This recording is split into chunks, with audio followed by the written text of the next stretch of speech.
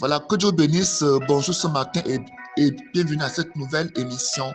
Nous sommes jeudi, nous bénissons Dieu pour la grâce qu'il nous a accordée de nous lever ce matin de bon pied. Ce matin, nous allons étudier en profondeur en quelques minutes, n'est-ce pas, Matthieu 25 qui parle de la parabole des 10 vierges. La Bible dit que ces 10 vierges-là, parmi les 10 vierges, il y avait 5 qui étaient folles et 5 qui étaient sages. Matthieu 25, verset 1 à 13 nous parle des 5 folles et des 5 vierges sages.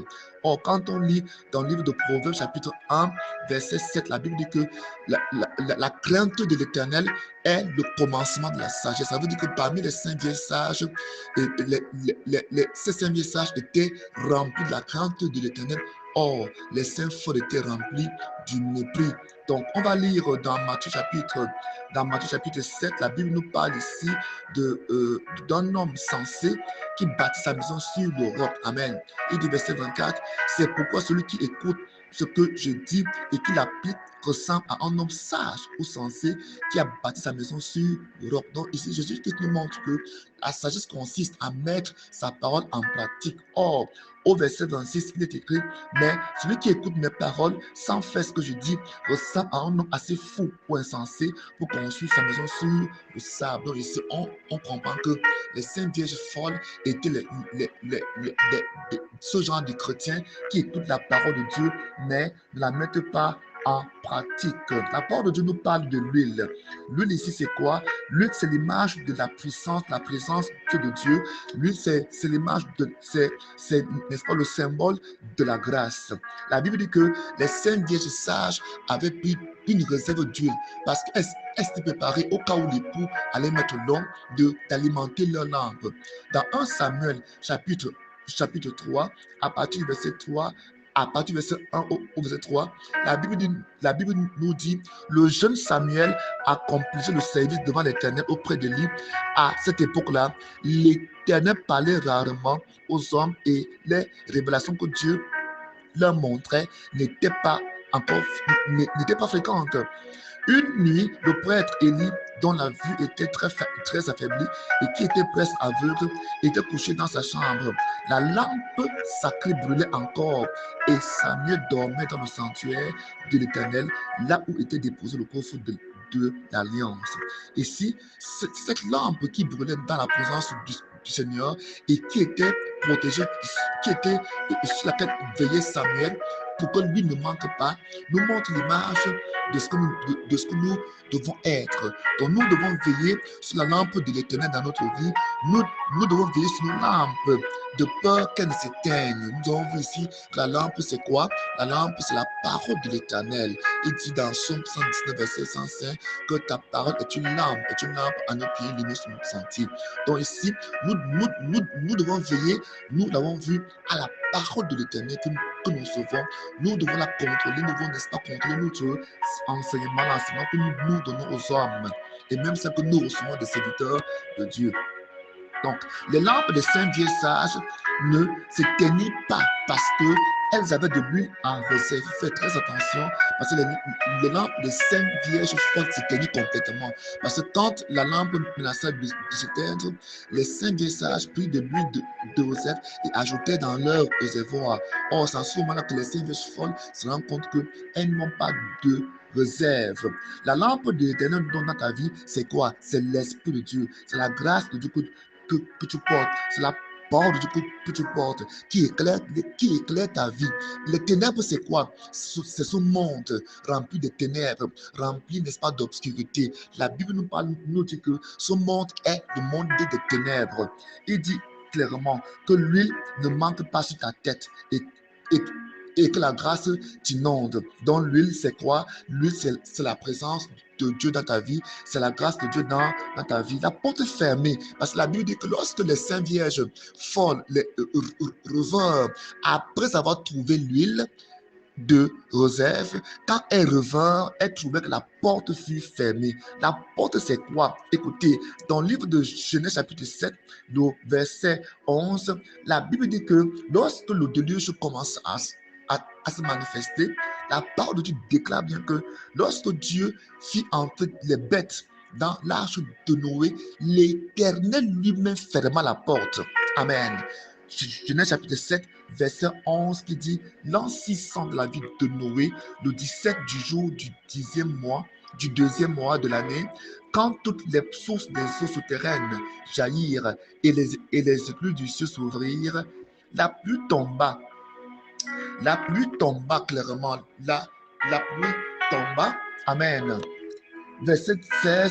Toutes ces créatures étaient arrivées par deux, mâles et femelles, comme Dieu l'avait ordonné. Puis l'Éternel referma la porte derrière Noé. La Bible dit que c'est l'Éternel qui referma. Donc l'Éternel avait la clé de la porte. Donc ici, l'image de la porte montre que c'est un moment où, lorsque les hommes viendront pour vouloir rechercher l'Éternel, la porte sera fermée. Ça me rappelle ici l'écrit dans Proverbes chapitre 1, à partir du verset 20 au verset 33. La Bible déclare: la sagesse crie bien haut dans les rues, comme écrit maintenant. Sa voix résonne sur les places publiques, dominant le tumulte, et elle appelle près des portes de la ville. Elle fait entendre ses paroles, disant: jusqu'à quand, stupide, vous complairez-vous à la stupidité, aux sottises? Et vous, moqueurs, jusqu'à quand prendrez-vous plaisir à vous moquer? Et vous, insensés, jusqu'à quand détesterez-vous la connaissance? Donc la parole de Dieu est adressée aux insensés, aux vierges folles, aux vierges insensées, de revenir de leur voie insensée, de leur folie, et d'écouter la parole de l'Éternel. Verset 23, il dit: écoutez mes avertissements. Voici, je répandrai sur vous mon esprit. Voilà, très bien. C'est esprit qu'il a répandu sur les vierges sages, et je vous ferai connaître mes paroles sur les vierges sages. J'ai appelé et vous ne m'avez pas entendu, vous m'avez résisté. J'ai tendu la main et personne n'y a prêté attention. Vous avez rejeté tous mes conseils et vous n'avez pas voulu de mes avertissements. C'est pourquoi, lorsque le malheur fondra sur vous, je rirai. Quand la terreur vous saisira, je me moquerai. Quand l'épouvante comme une tempête viendra sur vous, et que le malheur fondra sur vous comme un ouragan, et que la détresse et l'angoisse vous assailleront, alors ils m'appelleront, mais je ne répondrai pas. Ils me chercheront, mais ils ne me trouveront pas. Puisqu'ils ont détesté mon enseignement et qu'ils n'ont pas choisi de révérer l'Éternel et n'ont pas voulu de mes conseils, ils ont dédaigné tous mes avertissements, eh bien, ils récolteront les fruits de leur conduite. Ils se répéteront jusqu'à ce qu'il en ait plus qu'assez de leur propre projet. Voilà, il dit: car la présomption des stupides causera leur mort et l'assurance des insensés leur perdra. Mais celui qui écoutera mes paroles, qui m'écoute, habitera en sécurité et il va tranquille sans avoir à redouter le malheur. La parole de Dieu s'adresse à toi ce matin qui m'écoute, afin que tu reviennes de la voie de la folie, des moqueries, de la sottise, et que tu mettes la parole de Dieu en pratique. La Bible dit qu'il y aura un temps où ils crieront, ils n'écouteront pas. Quand les saints vieilles sont revenus et qu'elles ont crié, elles ont jeûné, prié, donné tout ce qu'elles pouvaient avoir, le Seigneur leur a dit: vraiment, en vérité, je ne vous connais pas. En vérité, je ne vous connais pas. Alors ce matin, ces paroles te sont données afin que tu changes de voie, afin que tu changes de comportement, et que tu ne dises pas que ces paroles qu'on te donne là, c'est n'importe quoi, c'est pour aligner le cerveau, n'est-ce pas, des hommes. Non, c'est pour vous assagir, c'est pour vous préparer un avenir.